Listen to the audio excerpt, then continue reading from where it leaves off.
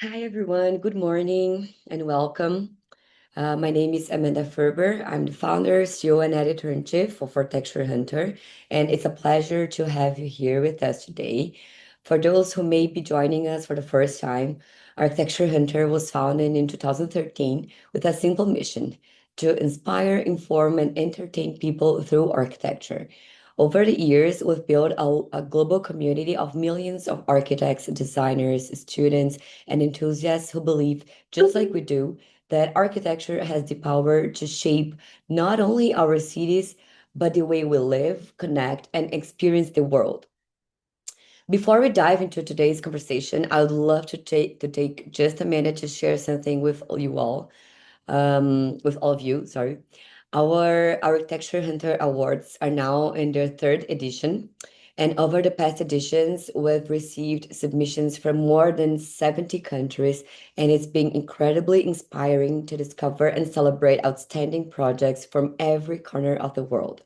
This year's awards recognize excellence across nine major category groups, comprising a total of 33 individual categories from architecture, interior design, and urban design to product design, architectural representation, unbuilt projects, social projects, student projects, and firms. We're now entering the final days of this year's submissions period, which closes on August 4th, right? We'll leave the submission link pinned in the chat throughout today's webinar, and I'll truly encourage you to take a look. At Architecture Hunter, we deeply believe that great architecture deserves visibility, and recognition has the power to open doors, create opportunities, connect people, and sometimes completely transform the trajectory of a career. So if you have a project you're proud of, or if you know someone who does, this is your last chance to be part of this year's edition. We would absolutely love to see your work. Before we get started, let me quickly explain how today's webinar will work. The session is being recorded and will be available on our YouTube channel afterwards. So if you'd like to watch it again or share it with someone who might enjoy it, we'll be able to do it so. Our guests will each give a short presentation, and afterwards we'll open the conversation for a live Q&A. So feel free to save your questions until the end or simply post them in the chat throughout the presentations. We'll be keeping an eye on them and we'll answer as many as we can. Now moving to today's conversation. Some of you have read this month's edition of my monthly newsletter from the editor's desk, where I reflected on something I believe we rarely stop to appreciate: infrastructure. The spaces that make our cities work are often the ones we notice the least. We tend to celebrate buildings, but overlook the systems that connect them. And yet, some of the most transformative architectural thinking happening today isn't about designing another iconic object, but it's about reimagining the networks, landscapes, and public spaces that quietly shape our everyday life. The most inspiring infrastructure projects are no longer just solving technical problems. They are creating places people actually want to be. They are restoring nature, reconnecting neighborhoods, strengthening communities, and ultimately making cities more human. And that's exactly why we chose urban infrastructure as this month's webinar theme. Today, we are joined by two very special guests whose work is helping redefine what infrastructure can be. And I'm incredibly excited for the conversation we are about to have. So let's begin with the first guest. John Prentice is principal and Sydney Studio Chair at Woods Bagot. With over 25 years of experience in architecture and urban design, John has led the designs of some of Sydney's most transformative infrastructure and public realm projects, including Central Station, Crow's Nest Metro, Wynyard Walk, and several major urban master plans. Throughout his career, he has championed a human-centered approach to design, helping shape cities that are more connected, inclusive, and meaningful. So please join me in welcoming John Prentice. Thanks, Amanda. It's nice to see Mm. you again, Yes, so and nice to see thanks for having me. you. Mhm. So I'll just look to share my presentation.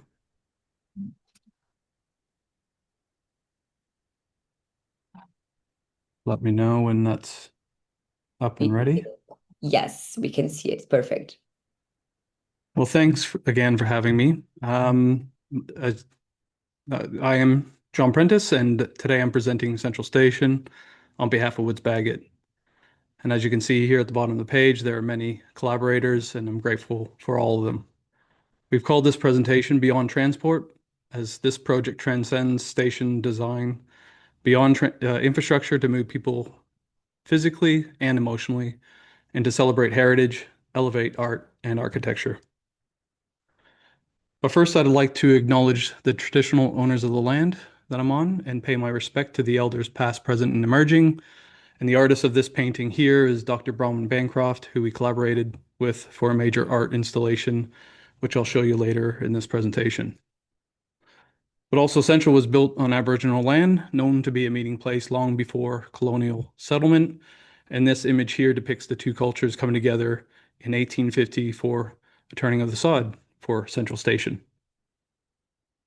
And Australia is experiencing a renaissance in transport, and Central Station is considered the jewel in the network, with 96% of trains traveling to and through the station. And the vision from government was to elevate Central as the gateway to Sydney and provide a station on par with other grand stations around the world through a blending of heritage and innovation, referring to other stations like Grand Central Station in New York and this epic image. The brief from government was distilled into these four objectives. And as I said, Central is considered the jewel in the network. It acts as a major gateway to Sydney and Australia. And Central, they hope to be a destination in the project as a catalyst for future precinct regeneration and a legacy of respecting the heritage of the site now and into the future. A major challenge for us, though, was inserting this new infrastructure into an operational station, which has the highest level of heritage significance in Australia. But the site has had a history of upgrades, additions, and renovations during its 100-year history, including cemeteries, a church, and a convent, to name just a few. But the most notable was the Terminus Station in 1906, the addition of the Upper Range and Clock Tower in 1924, and suburban lines in 1930, which were all seen as positive additions, including memorable spaces like the Grand Concourse. But some additions were to the detriment of the station, with compressed concourses and compromised sightlines, and in a maze of tunnels that seemed to go nowhere. So the incremental additions to the station had come to the detriment of the city. With a lack of neighborhood connectivity, it had actually become a major blockage. And in the process of connecting the city to the suburbs, the region, and the country, Central had become the congested heart of Sydney.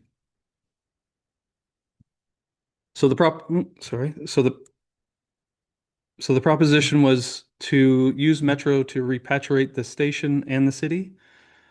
And the Metro was being constructed at the same time as the new Sydney Light Rail.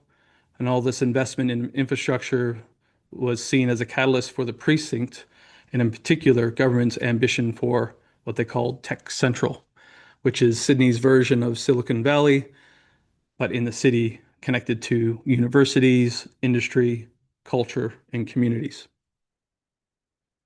And here's a plan when we started the project, and sorry for the rotation of the plan with north to the left. With some additions, in particular the suburban lines in 1930, you can see here the clarity of the original plan had degraded over time, and the station was struggling to cater to the demand of 270,000 passengers per day, which is already busier than London's King's Cross and St. Pancras combined. So the proposition was to use metro intervention to reconnect the city with major concourses and to introduce clear and intuitive circulation routes and the ability for this to accommodate an increased capacity of 450,000 passengers per day. The project consists of these components: the metro box shown in yellow in this diagram, central walk connecting to the existing heavy rail lines above, a new entry building in the east connecting to the new light rail, new platform canopies and back-of-house structures, and the new northern concourse interfacing with the existing station. The section here shows the scale of the intervention in relation to the terminus building. And for us, the significance was the opportunity 100 years since the clock tower was built. So for us, a key concept was identifying Central Station as a gateway to Sydney. So as customers arrive underground, the scale of the space and the materiality helps to distinguish the station from the other station along that network and connect to its place. And we wanted to provide a consistent architectural design throughout that helps with intuitive wayfinding and connect to the existing heritage fabric with joy. So for instance, the wall cladding for us was drawn from the inspiration of the rustic and finely finished sandstone of the existing building. Its shapes and forms were informed by the history of network timekeeping and the innovations in Metro to provide a reliable service without traditional timetables. For us in the design process, the shape of the panels evolved to reflect the predominant movement patterns, and approximately 7,000 panels were installed, and we used custom scripting to manage the complexity of the design, coordination, and distribution. The panel profiles serve both functionally and aesthetic purposes, with their geometry carefully modeled to enhance the acoustic performance of the space. Now, since sandstone is the depleted resource, we decided to engineer a version out of glass reinforced concrete. And we specified 4 color tones out of sand and minerals to give depth and variety to the overall composition. The introduction of 4 colors was a way for us to biomimic oxidization of sandstone, and we used the script to randomize the panels to remove any human bias that would lead to a pattern. Excuse me. And these images here show the design process from the digital model back to the physical testing by little prototypes. And we also tested with specialist lighting to enhance the design outcomes. Now, as an interpretive piece, we decided to tell this design narrative to the public, which is fondly referred as the clock wall. And this included a refurbished heritage clock that was removed from the demolition. And the clock wall on the right transitions to the abstract panels leading down to the metric concourse. And the new platform canopies and the glass floors in the platform allow natural light down into the metro concourse below, alleviating any anxiety of underground experience for many. But it also casts natural light across the profiled wall panels, and a similar approach in central walk under the existing rail platforms, combining skylights with vertical transport to minimize or to maximize natural light into the underground concourse. And each platform is standardized with repetition and order. And the metro platform below at 27 meters. So as customers arrive, the scale and materiality provides this emotional connection with the Grand Central Station. The warmth and profile of the panels provide a depth reminiscent of the existing sandstone buildings. And the innovation in the cut and cover of the metro design is a great example of collaboration between architects, engineers, and the builders. And this diagram compares the initial design to our final design that evolved.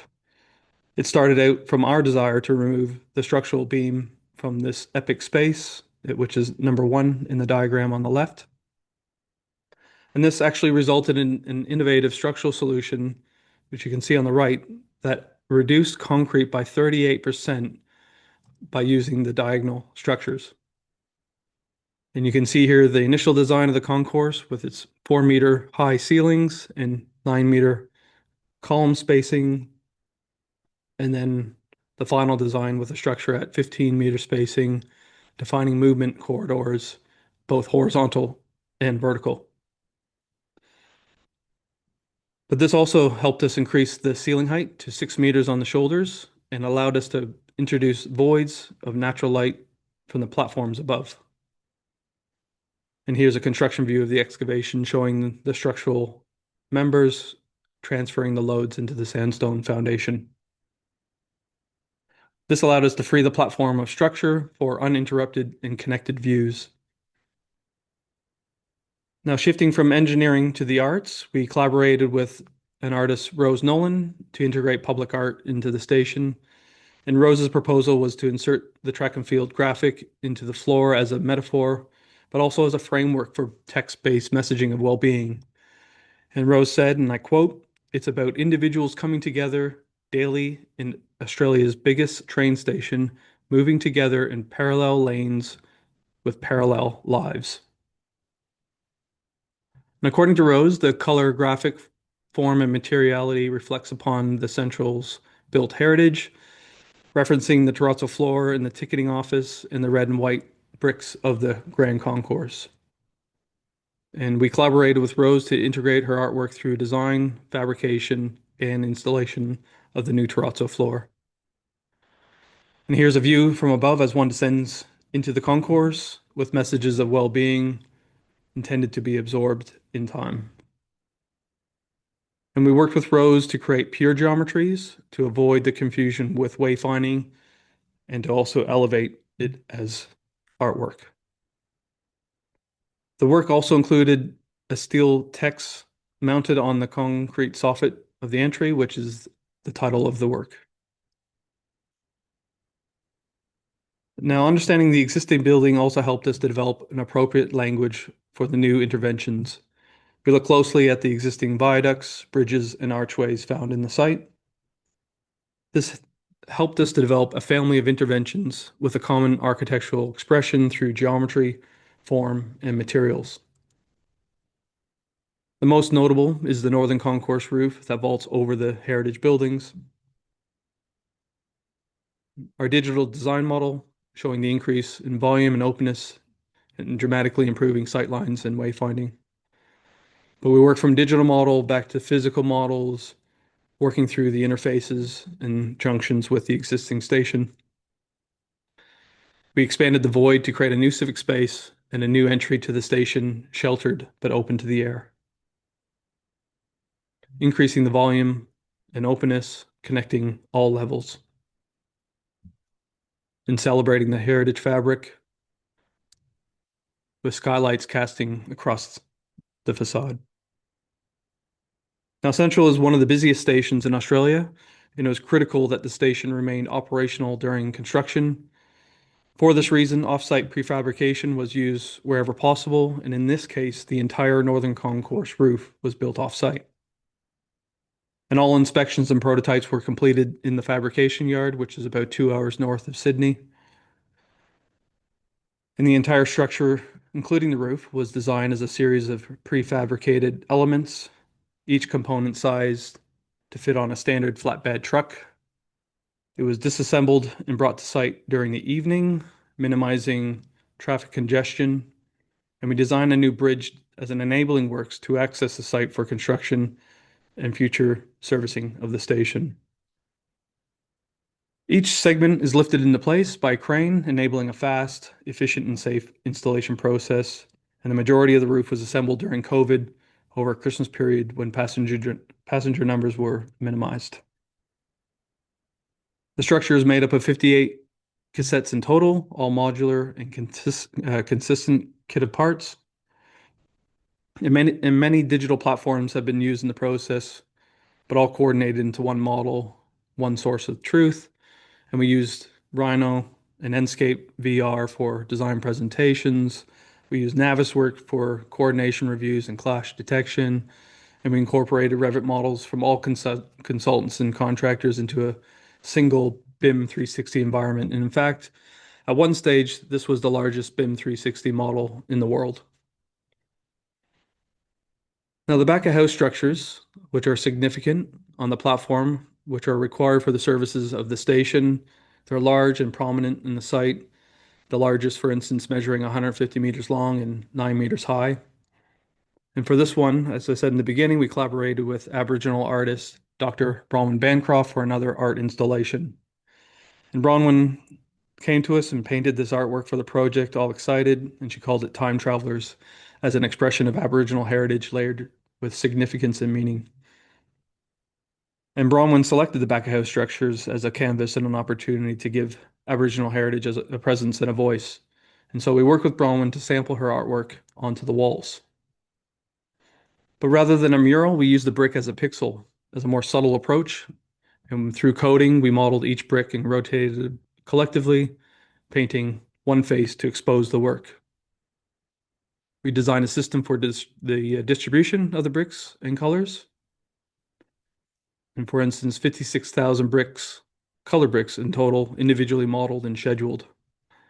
And we used the coding to design and document each type and color, which was shared with the manufacturer and supplier in order to locate each brick. And here a view of our digital model of the larger structures and the final result. From some vantage point, the color is revealed, and others only the impression. As sunlight moves, the vibrancy of the colors change, cast shadow, and give it life. It results in an artwork that customers can experience both from the platforms and the train. And as I mentioned at the beginning, Central has a very layered history, and one of the layers was a former use was a cemetery. During the construction, it was anticipated that artifacts would be uncovered, and here's an image of the archaeological dig, carefully uncovering precious artifacts, while at the same time, construction of the metro directly adjacent and under. 109 grave cuts were uncovered, 7 burial vaults, and over 900 artifacts were discovered, both Aboriginal and European. And so we dedicated a space located at the end of the concourse where the cemetery story could be told respectfully. We recreated a historical map of the site, translating the image onto a perforated metal screen. And we integrated digital screens also featuring maps, images, texts, and archival scans, which allowed visitors to explore and navigate the site's history in an interactive display. We also designed for larger openings in the perforated screens with the intention to showcase selected artifacts on display. And these objects are positioned in the map at the location of the cemetery. And the public can view artifacts in the location where they're uncovered. And my personal favorite is the little key. And we even created one-to-one prototypes of the works to work through the detail. And this creates this nice, intimate museum quality experience for the public within one of Australia's busiest railway stations. And from a sustainability perspective, there's evidence in the certified achievements to date, and Central was the first station to receive a 6-star Green Star rating from the Green Building Council of Australia. And it also achieved the highest level of leading rating from the Infrastructure Sustainability Council of Australia. And some notable achievements are the integration of all modes of transport, the adaptive reuse of the existing station, use of natural light, 38% reduction in concrete, as I mentioned, extensive use of modern methods of construction throughout, and also 100% offset energy, just to name a few. And I'll play this short video just to give you a sense of the experience.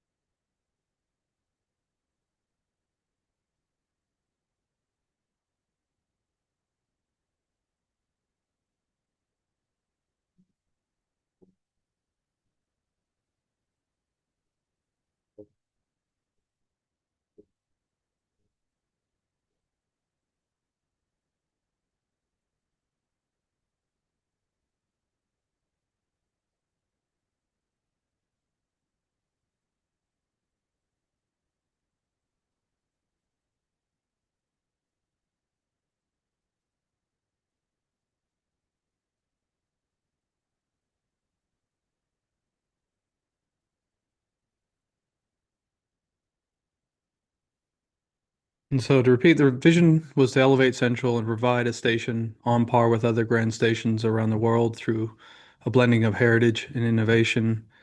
And this project transformed the station beyond infrastructure to move people physically and emotionally, to celebrate heritage and elevate art and architecture.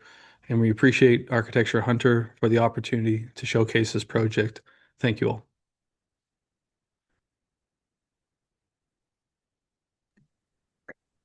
Thank you so much, John, for this amazing presentation. Some of these projects, we already know a lot about them, and they're so amazing. But learning more, with like you talking about it, it's so interesting. Thank you so much for the presentation. No worries. Thanks, Amanda. Well, we already have some questions here from the audience. The first of them is, thanks for the great presentation. I wonder what role have climate and climate change playing in the infrastructure projects you've developed? Yeah, I mean, like I said, well, one is for us, it's about the encouragement of using public transport. And the fact is in terms of encouraging people to get out of their cars and use public transport is a main objective, and around the world, more successful here than other places. And really, it's about for us creating a joyful and memorable experience um, with the architecture as well. Um, in terms of the sustainability criterias and requirements, I mentioned a lot of the things we did in this project. One, the adaptive reuse of existing asset in Central Station. And then when you're working with these projects, it's about how do you minimize waste and construction and the like. So um, there's a bunch of initiatives, I guess, around climate resilience that's influenced a lot of the use of natural light to minimize the reliance on artificial light and energy. 100% offset of operational energy. We have solar panels on the canopies to help with that use within the site. So many different initiatives. Yeah, it makes sense. And it was very nice to hear about the Sydney Citrus Station because we published the video, right, in our Texture Mm, Center channel. So it was great to hear you talking about it. We have another question here. mm. If you had to give one piece of advice to someone starting out designing infrastructure on how not to lose sight of the human side and amid all the technical demands, what would it be? Yeah, I think really, I mean, I guess it is. You can get lost within all the technical requirements. It's traditionally been a very engineered, builder kind of driven um, design in the past. And so I think my one piece of advice is to make sure that architects and designers have a voice at the table, at the main table, and also bring personality and joy and curiosity and inquest into the pursuit of the work.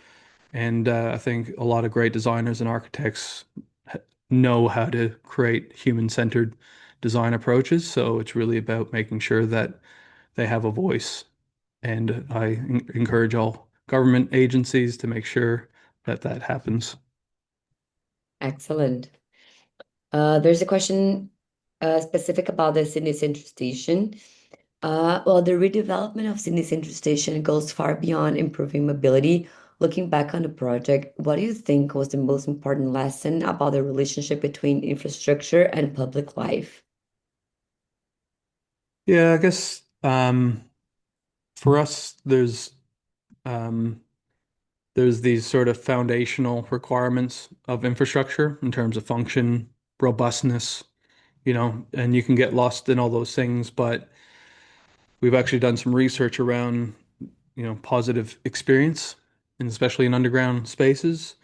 And really, it's about the pursuit of joy within these spaces. And for us, a lot of the elements that I shown in the presentation in terms of integration of fabric that has a relationship to place, respects heritage and the likes, creates a unique design that is for that particular location, but also the integration of the elements of art and gallery and museum type qualities that really shift the typology from just being functional to being beautiful and desirable. Yeah. Interesting. And is there an infrastructure project that changed the way you see your own work? Something you carry with you as a personal reference? That's another question. That's a good question. I mean, yeah, there's so many great examples and references around the world, and but I think fundamentally we, you need to look at the problem at hand and draw inspiration from many different ways. And so, yeah, there's a lot of great examples to around the world of great stations, but for us is really designing a solution from our own creativity and from the own inspiration of site to create this unique proposition and solution, to tell you the truth. Very important. And another question about the Sydney Central Station. When working on a project as iconic as Sydney Central Station, how do you decide which parts of the existing identity should be preserved and which are worth reimagining? Yeah, I mean, this one was somewhat easy because there was a lot of bad fabric that was very confusing. Like I said, the small little tunnels that were really confusing for customers to move around. They weren't safe, they weren't lit. And there was also some heritage fabric in the canopies that were really low and quite dingy and dark and the likes. And um, and to install this major infrastructure, we had to take out some of that fabric. And so it was in a way easy for us to kind of know which things we needed to remove. And then the beauty of the existing heritage building and the likes was something for us just to elevate and lift because it was actually quite buried with the other canopies of the old. And so you didn't get to see and celebrate such a beautiful building. So it was kind of easy for us to celebrate that. Excellent. We have very good questions today. Hmm. Another one here. You've worked on projects that operate at very different scales, from buildings to city shaping infrastructure. Has working at those larger scales changed the way you think about architecture itself? The center of the city center, is that what it means?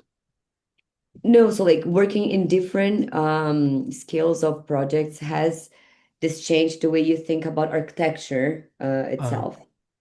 yeah, yeah, I mean,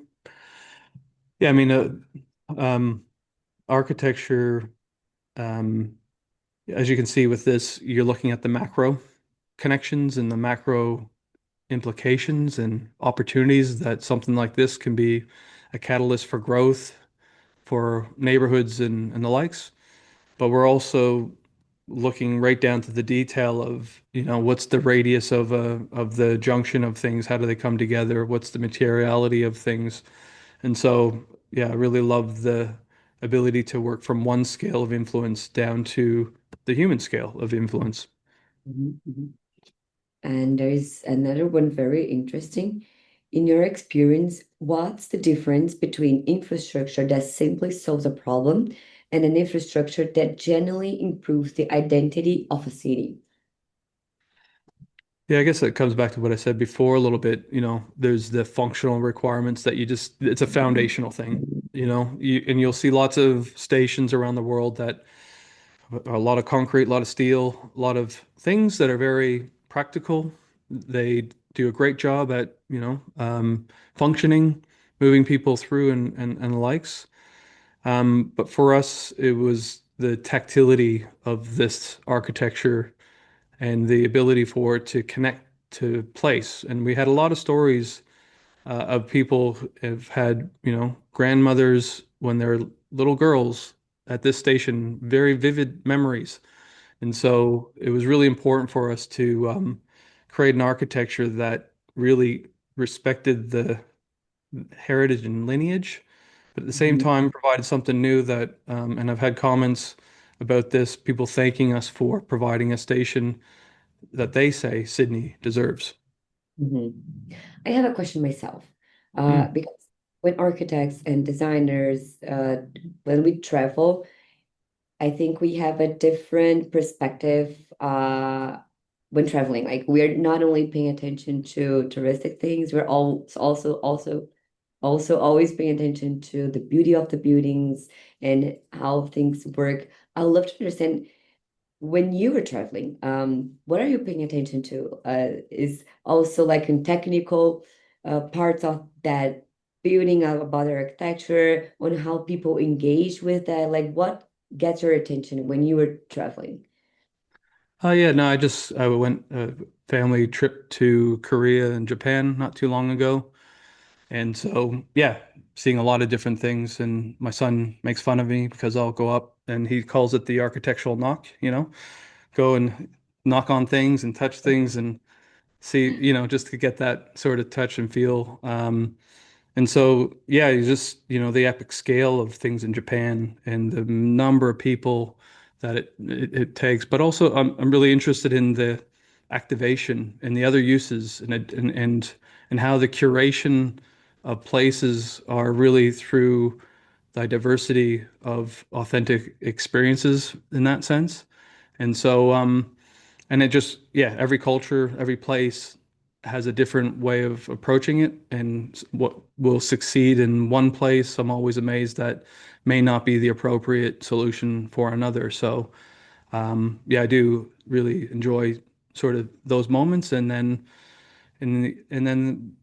trying to bring things that you can from other places that, are successful. So, yeah. Yeah, excellent.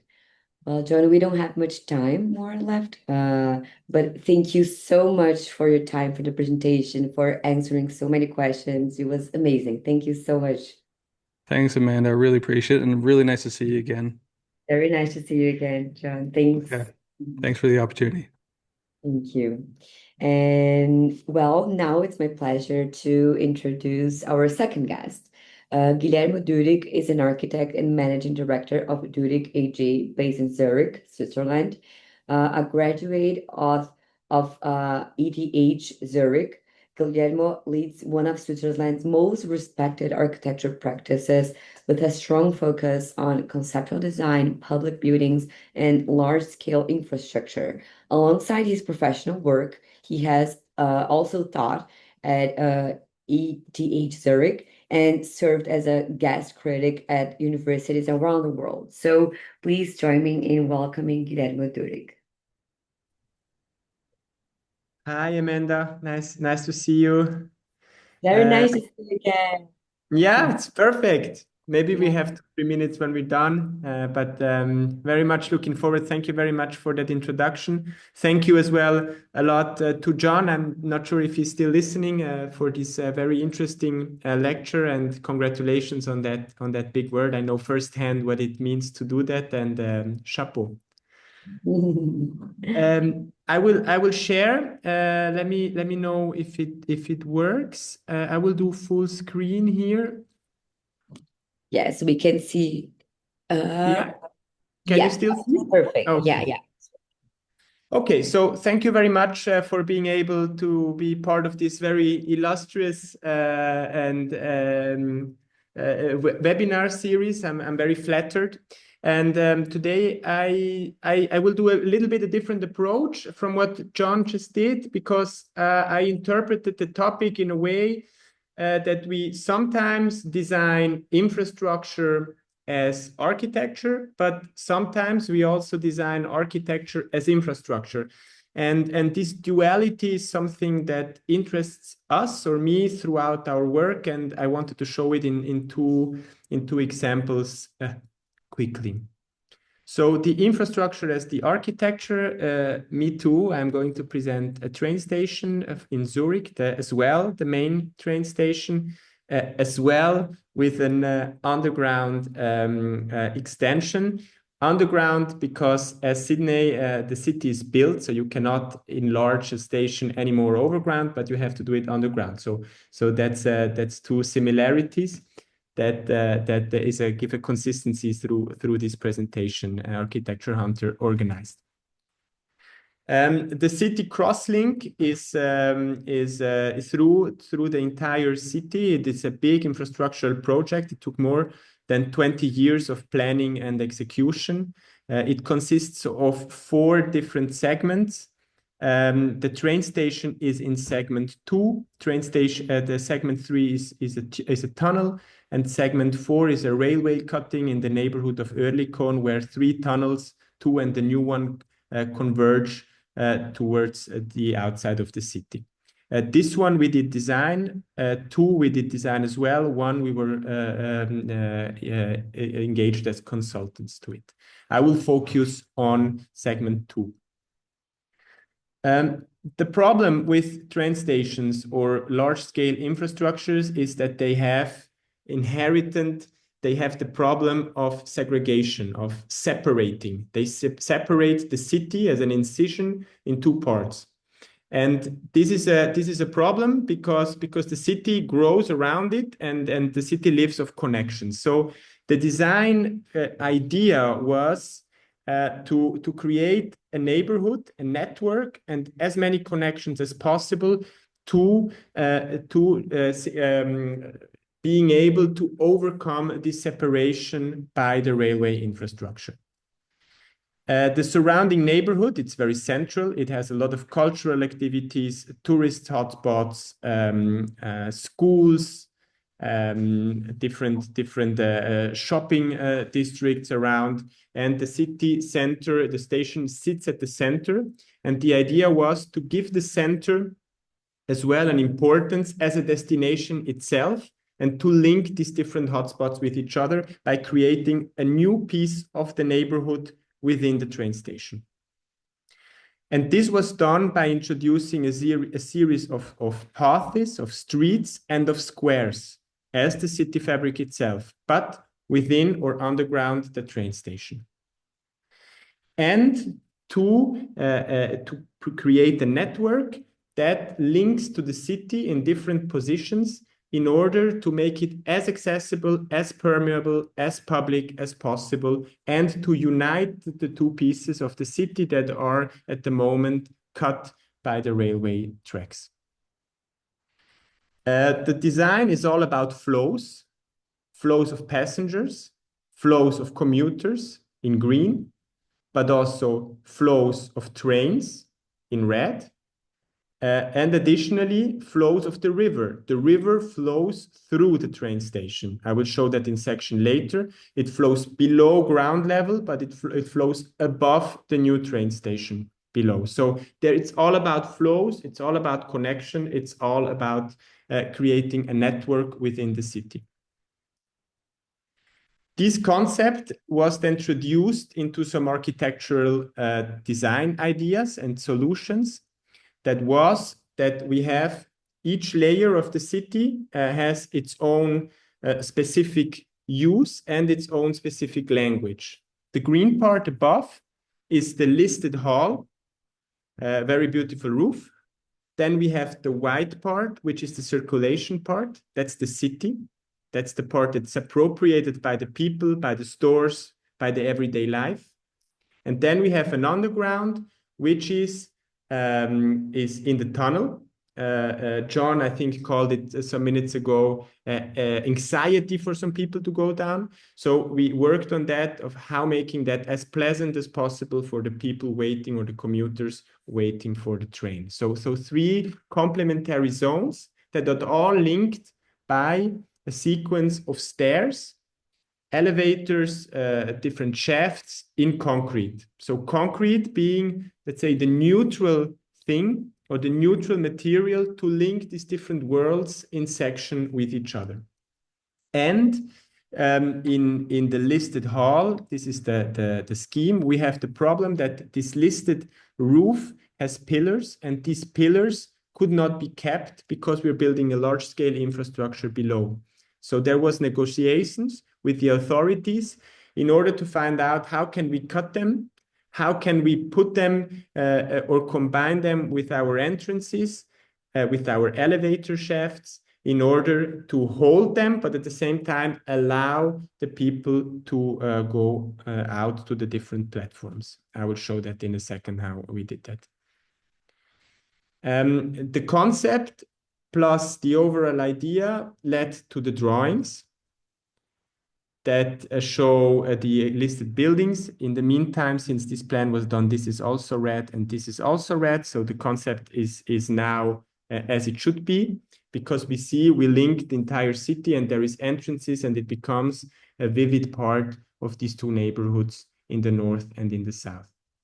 And if we go down a floor, we see this idea of streets, of different paths, of squares that have different activities, shopping, cafes, and here again another square. And then we see how we connect with different angles, different material differences. I will show that in a second, to the existing system, which also consists of squares and streets. So again, this analogy, this superimposed idea finds itself on the drawing again. And then if we go down another floor, we see the train station. The train station itself is around 630 meters. The platforms are 420, and we are around 16 meters below ground. Here, the river, I go back one slide. This is the river flowing by and dividing the station in two. So here you see we are below the river and below the station. That's why in this area here, there are no stairs connecting to the train station above.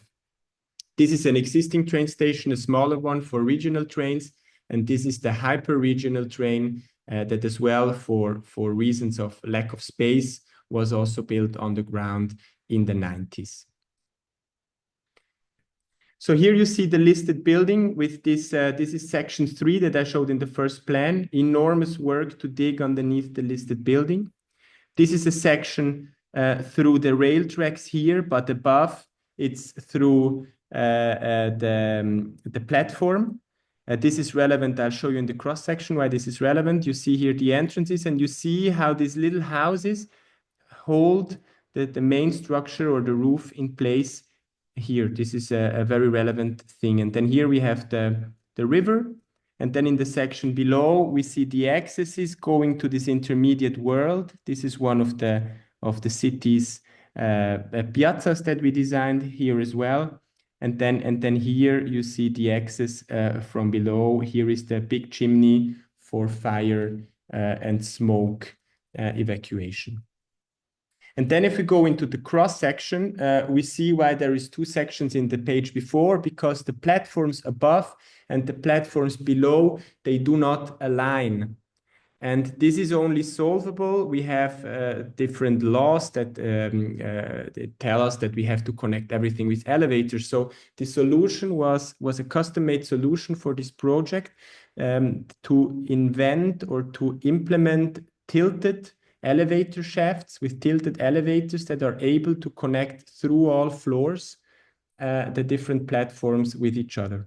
This was only done in these platforms here. The other platforms that connect as well to this new underground passage, they have straight elevators. So which is also nice, because when you're on the listed hall, the tilted elevators will be the only hint that the passenger gets that there is something weird happening in the floors below. So it's a protruding element that kind of reveals that there is something going on below.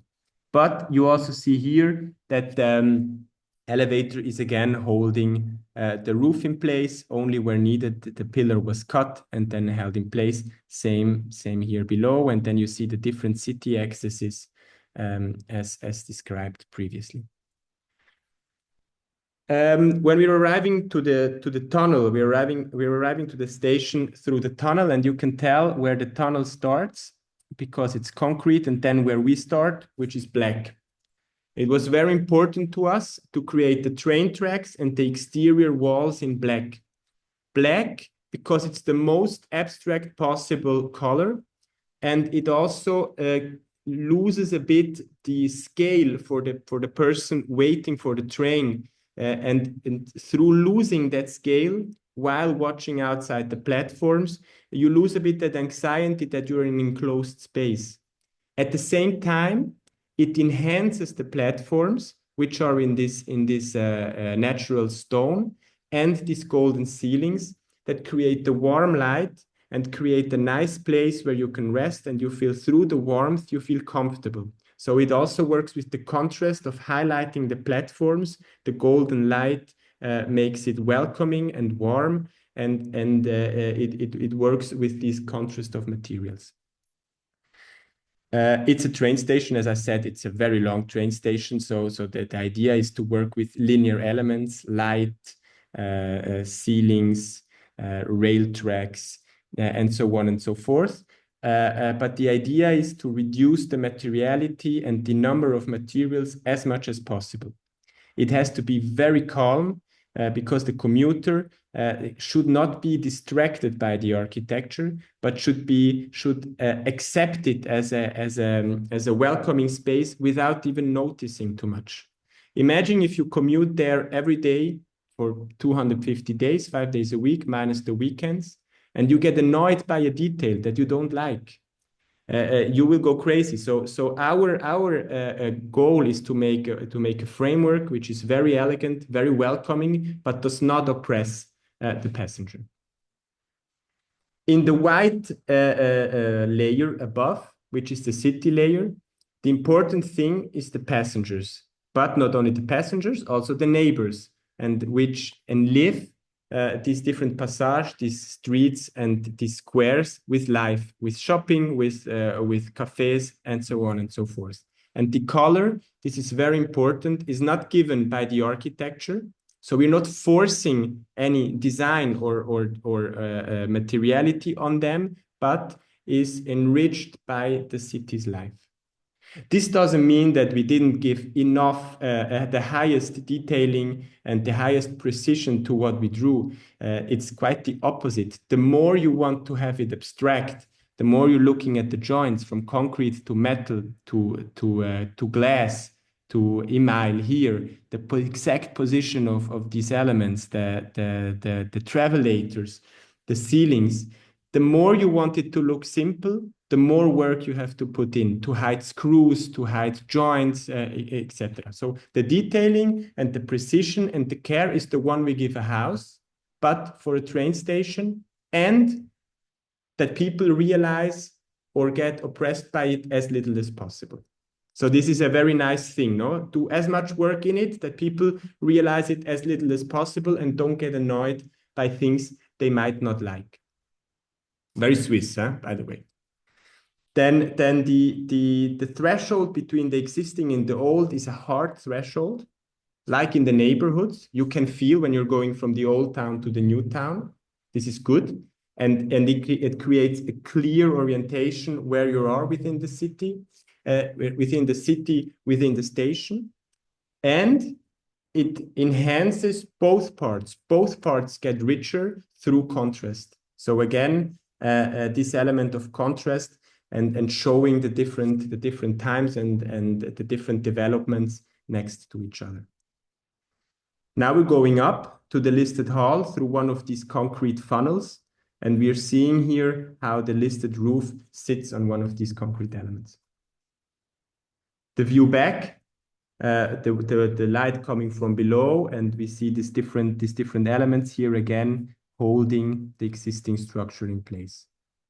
And here, finally, an image which I like a lot, with the tilted elevators here and here. This one goes only down to the white level, while these two go down to the golden station below and reveal that something different is going on below. So the main hall got populated by these concrete elements that are function for circulation, but as well as structurally. Now, I will show you the opposite. This one was designed to be a city. This building was designed to be an infrastructure. It is the Vortex students' residence in close to Lausanne, in the French part of Switzerland. that bases its idea, its design idea, on a ramp. So a ramp is also a street, and it's a continuous ramp. So the infrastructure, the idea of ascending a ramp, it's 2.4 kilometers, the building, to walk up. The diameter of the center is around 120 meters. So it is a very, very large scale structure. And it was designed as a street, as I said. This one is, by the way, a bridge. This was also designed by us. I've seen that the architecture hunter team posted an image of this bridge, a very beautiful bridge, but I wanted to follow the thread on this building today. And the ground floor is permeable to make it accessible to the city again, to make it alive with the students. It also has different commerce and the crash and these kind of things to enliven the ground floor a little bit. This will have has 1,000 students and professors and assistants that live in this building. But the main thing was to have this ascending ramp and these boxes within. These boxes are not oriented radially to the building, because if it was oriented radially, it would become a building. It would follow the idea of the building. But the idea was exactly to do the opposite, working again with contrast. By doing different boxes, it looks like a street which has different buildings lined up one after the other. The setbacks also happen in a street. So this idea of the boxes that don't follow the round geometry are an idea of exactly reinforcing this idea of this ascending street or ascending ramp. In section, the slope is so minimal, it's 2%, that you cannot perceive it almost with the eye, but it's tilted. You can tell if you follow one line that you are up one floor after doing 180 degrees. But when you're there, you can sense it, that something is slightly different as normal. But it's very difficult to perceive because of its size. The architectural expression of it is, of course, a ramp is of concrete, it's made out of concrete, it's an infrastructure, so it's an infrastructural ramp made out in concrete, filled with wooden boxes. Ephemeral, more temporary, can be adjusted in the future. So again, the contrast between something that will endure many years and something that has a shorter lifespan within, again, reinforcing this concept. A view from the courtyard to sense a bit the scale. In these pictures, you realize it's almost impossible to feel that it's round. This you will feel only when you're standing a bit higher and you see the roof. And then this image from within that offers views to the outside and to the courtyard. And this idea of this sequence of little houses on a street, on a public street, that ascend towards the roof here. Then a view from one of the housing units. And this image, which I like a lot, because it shows that as in a village or as in a city, people can choose to live on the road, on the public road, participate of public life or not.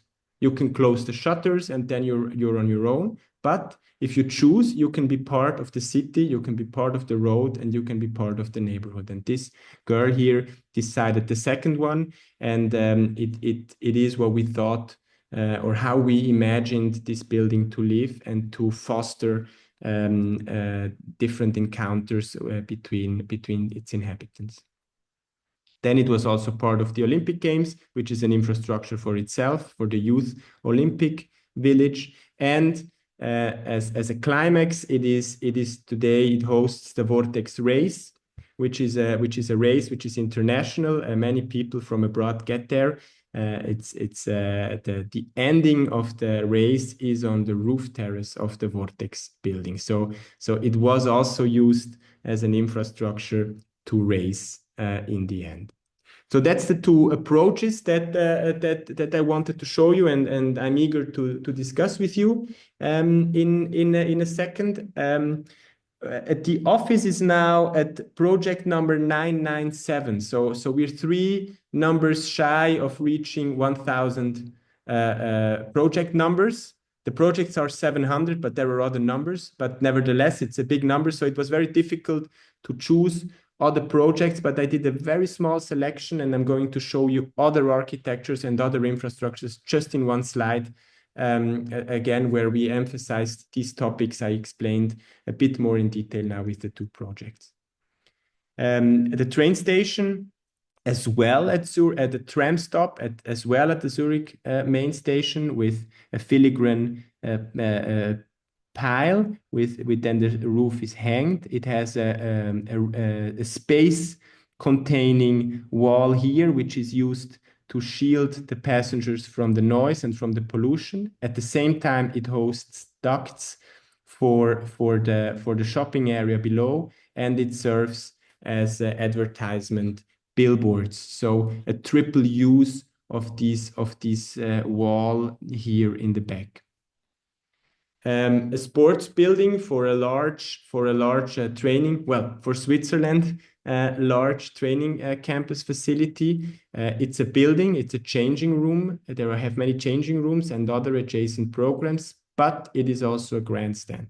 So it is an infrastructure for the spectators, and it is a changing room. It contains changing rooms for the people doing sports. So again, this doubling. Then this is the big railway cutting I showed you in the first slide, the segment 4, where we did an incredible big concrete wall. But then it was designed as well with a lot of care and love for these different angles and this glass wall protecting the noise. It's also overhanging this wall.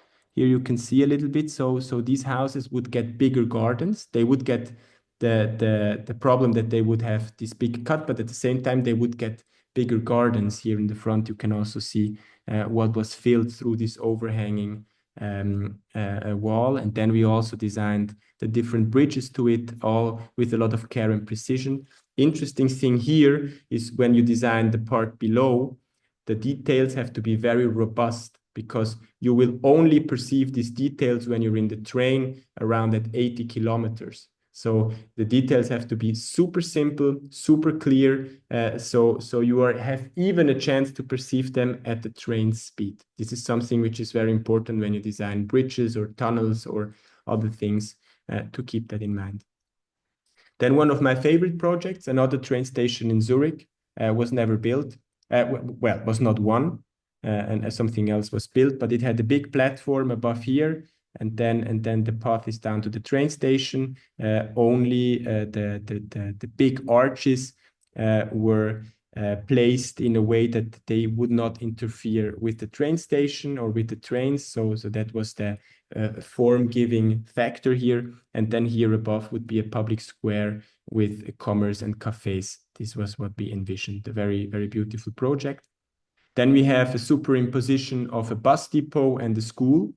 Very unusual program, very difficult to combine. This comes through the stress and the density we have in Switzerland. We are not allowed to build outside the cities anymore to appropriate new land. We have to condense always within the city's borders. So they start stacking and adding different programs to each other. Very interesting, very complex project as well. Housing building standing above a bus terminal, where we had to respect the existing columns because all the free space was used for the circulation of the buses, and therefore it led to a certain structure that was needed to hold the building in place. It stands on 5 pillars, this building.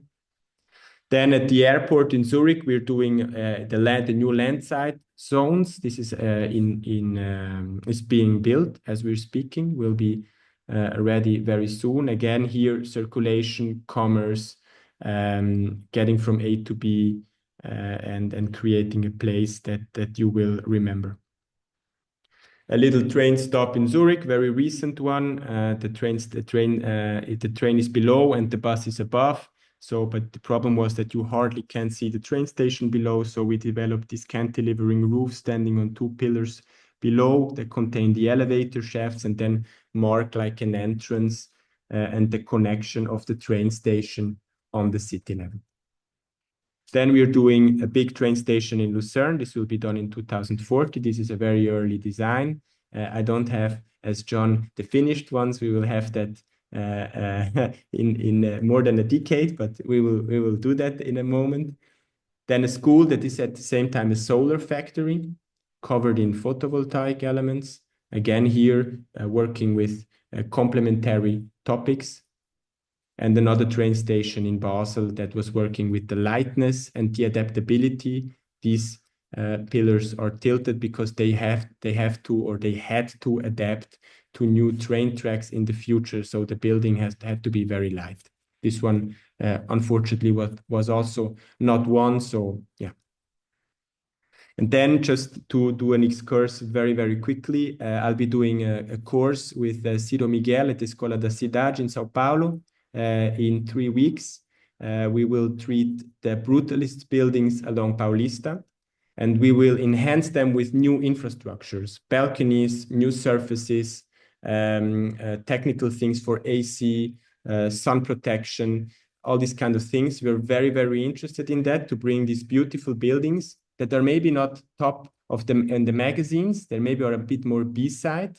Sometimes we didn't even find the names, the architect names. They are anonymous, but they are threatened to be demolished. And Ciro and me are interested in how can we give these buildings an afterlife and through precise architectural interventions. So I will be in Sao Paulo in 3 weeks. So if somebody is interested in joining the course, there are still open positions to it.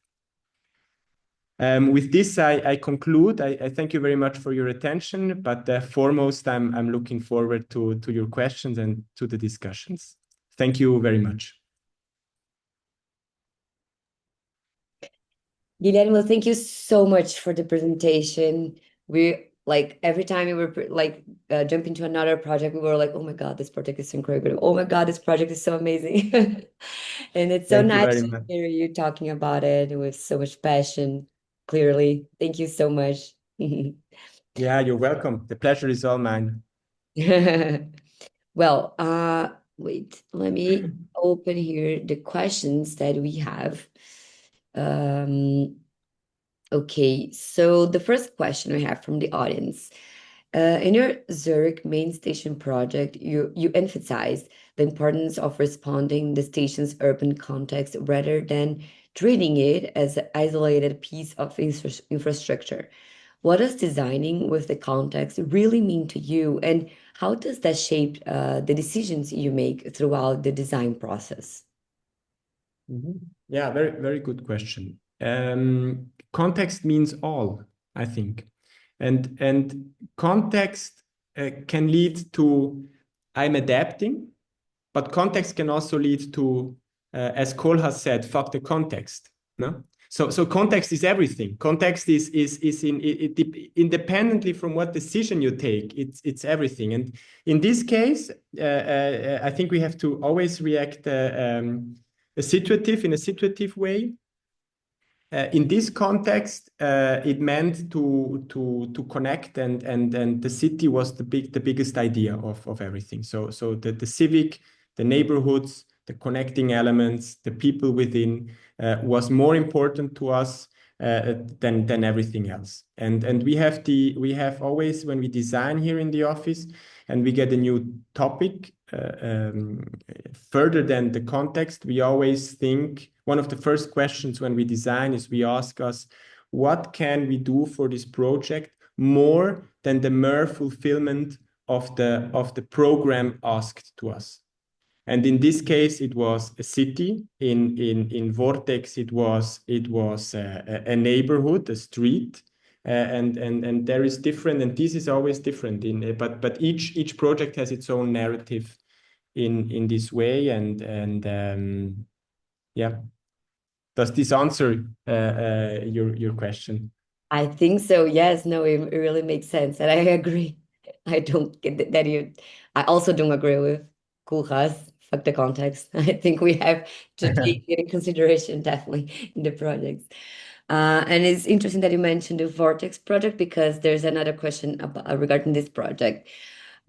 What made the ramp work as more than circulation and actually feel like a street people would use to enjoy? Can you repeat the second part of the question, please? Sorry, I had an acoustic problem. What made the ramp in the Vortex project work as more than circulation and actually feel like a street people would use and enjoy? Okay, so yeah, it's a good question. At some point, it was much larger in order to enhance more encounters, so to say. But it had problems. For example, that you shade the building, the living units. It also costs more. So in the design process, these things get refined and they get fine-tuned. And then you find the right amount of width that still allows encounter, that allows several people to cross in a comfortable way, that through this back and forth, this chainsaw floor plan that you saw before also allows niches for people to meet, to take a chair out.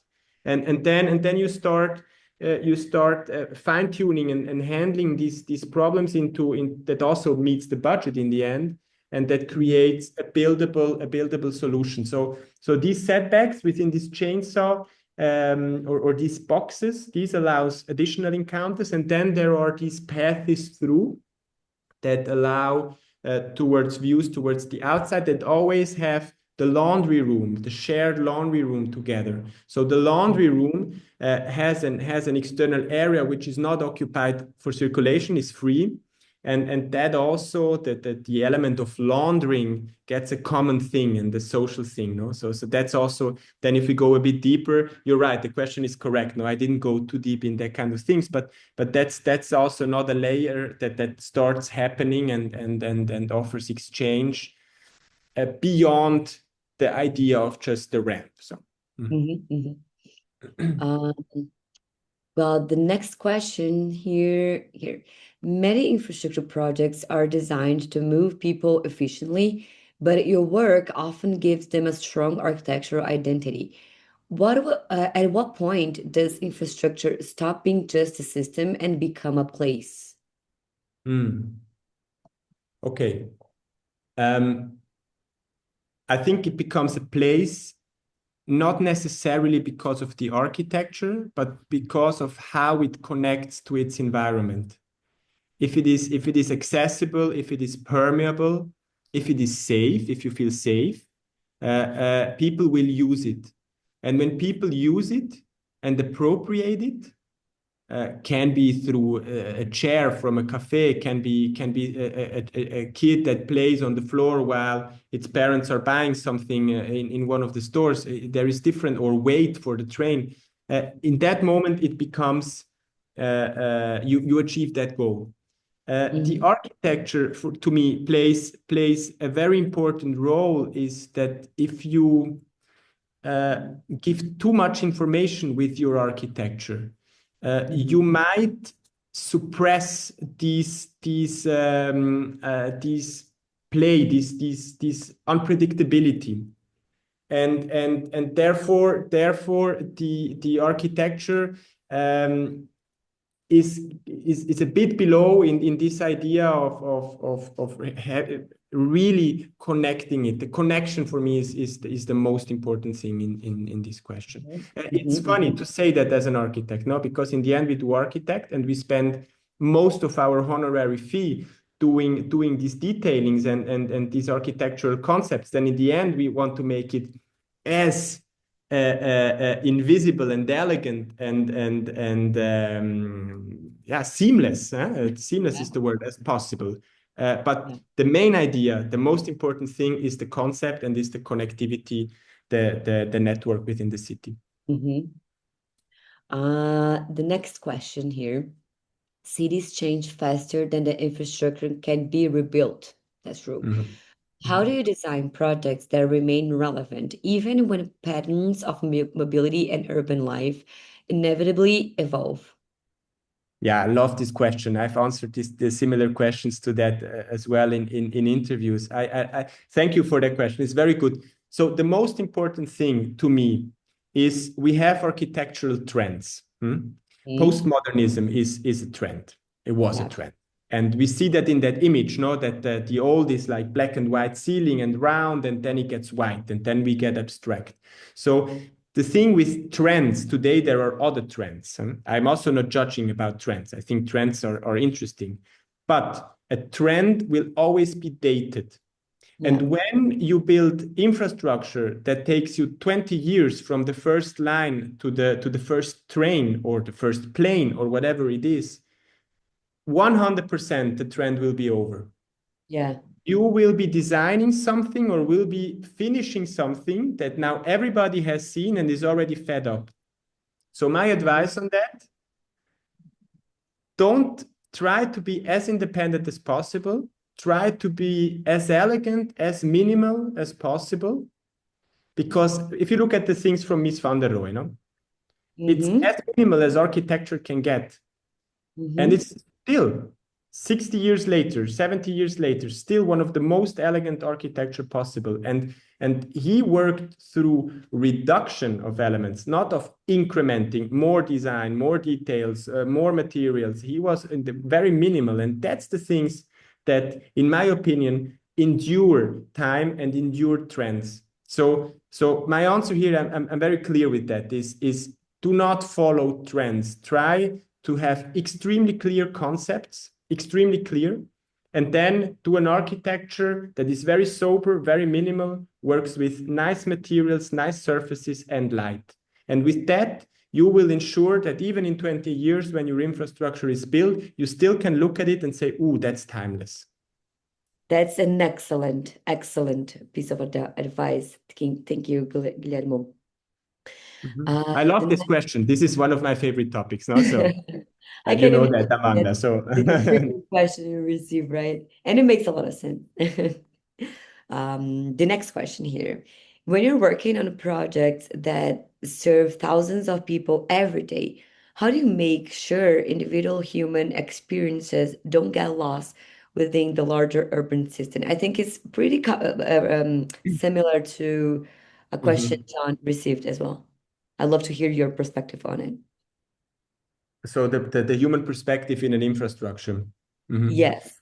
I will reframe the question a little bit. It's 400,000 commuters in Zurich main station every day. It's the largest train station in Zurich. I mean, I'm sure Sydney has many more. I think John has deals with other numbers. But it's 400 commuters every day. Imagine the experience has to be, why do you commute? Because you live outside of the city. It's cheaper, the house is cheaper, life is cheaper. Maybe you like the green more than the city. So you have to commute 20 minutes, 30 minutes, whatever you have. When you're commuting in the morning, you want to get to the job as fast as possible, to start as fast as possible. And when you go home, you want to be home as quick as possible, to meet family, whatever, all the programs, whatever you have. So each second you can save in the train station is worth everything. No, I made this example quickly. Imagine losing 30 seconds in the morning, 30 seconds in the afternoon because you have to walk a strange way, or some pillar is in the wrong position, or you get annoyed by a screen that you place there, or a material, or whatever. 1 minute per day, 250 times a year, 4 hours. So the experience you have to have in a train station is not so much the architecture, it's the seamless background that allows you to get as quick as possible home and as quick as possible to work. And that's for me the quality of the train station. So again, be very elegant, be seamless, do as little details, as simple details as possible. And then you create the background that people will automatically like because they are efficient and they get quick to work.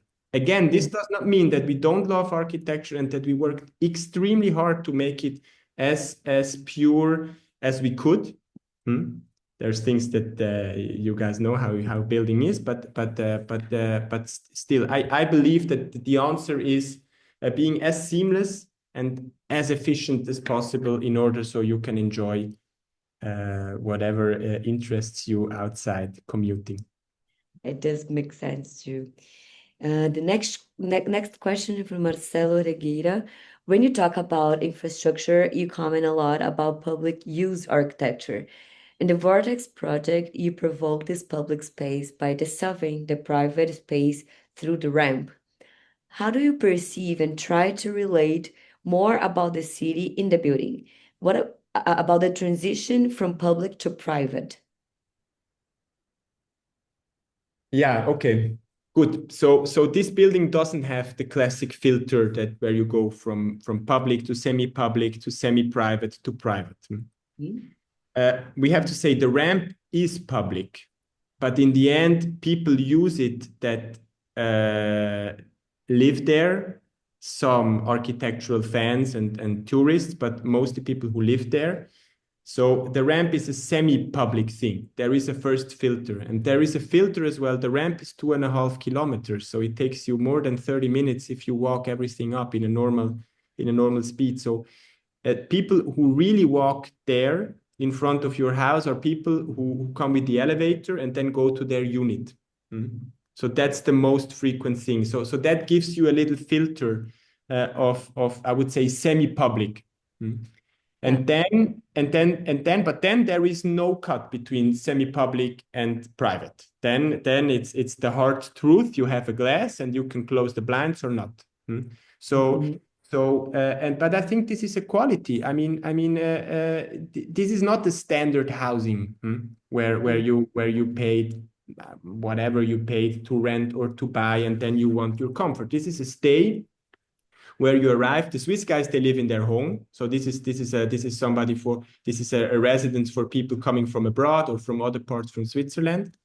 And you're staying there for a limited period of time. So it is beautiful to enhance or to create the possibility while you're a student, while you're living there, while you're being part of that system, to get to know as many people as possible and also share. Give something to the people so people can give you something. So I believe in the quality of having this threshold and not having these filters in between in these projects. Again, if you ask me for other projects, then my answer will be different. But we're again at the question of context and of its own idea, and each building has to pursue other goals and ambitions. Yeah, I think that like in a sense it's pretty similar to like a house in a regular street.